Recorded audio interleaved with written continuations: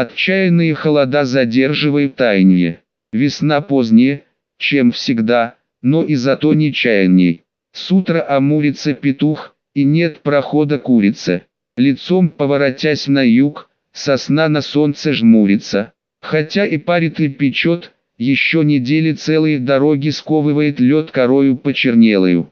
В лесу еловый мусор, хлам, и снегом все завалено. Водою с солнцем пополам затоплены проталины.